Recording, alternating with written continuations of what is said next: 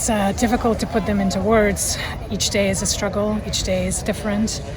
But in addition to heartbreak and pain, I've also experienced, and the rest of us have experienced, a lot of kindness and grace and a lot of inspiration from Michael, who has endured these 1,000 days with dignity, strength, and even humor. He has been remarkable. That is what keeps me going. That's what's keeping the fight alive. And I think that's what's resonating with so many Canadians across the country who are walking today in solidarity with our Michael and Michael's family. In part, this inspiration for the 7,000 steps is from Michael. He gets to pace in his cell 7,000 steps as a way to stay healthy. He's also reciting songs. Michael loves music, so he's been singing.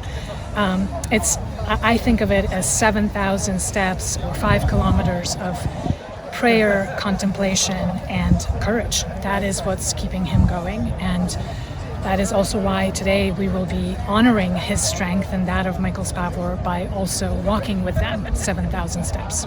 Well, the lack of consular visit was connected to the outbreak of the pandemic. So the first 9 months of the pandemic, we had no consular visits.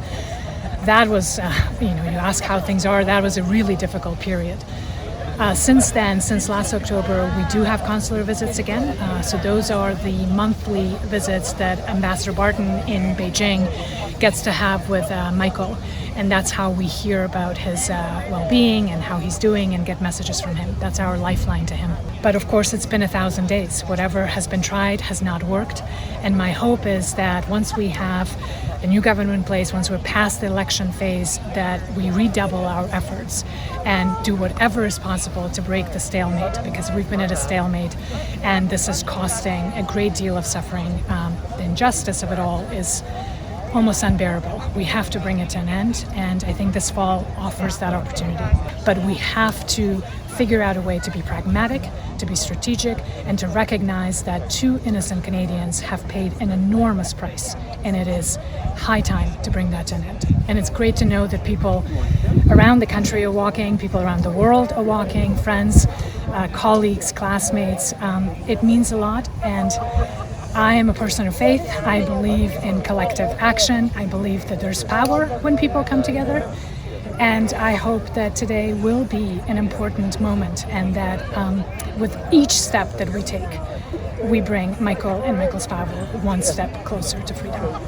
He said he's in good spirits, and he's very thankful for all the attention that everyone has had for him on this, and he'd like to be home soon. We get letters on an irregular basis. They're consular visits about once a month, and that's how we hear how he's doing. It's difficult. 1,000 days is a long time, and it wears on us, and particularly our father. So we've stayed lower profile in media because it is such a difficult case.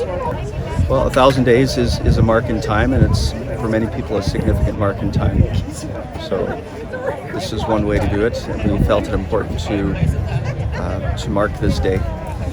And Michael has come to understand the global profile of the whole situation, so he's become a little more willing to have us speak.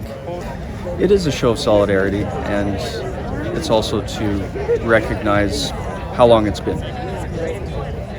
And that's a big part of it, and just to allow people to come together to share in their concern and to keep the message out there.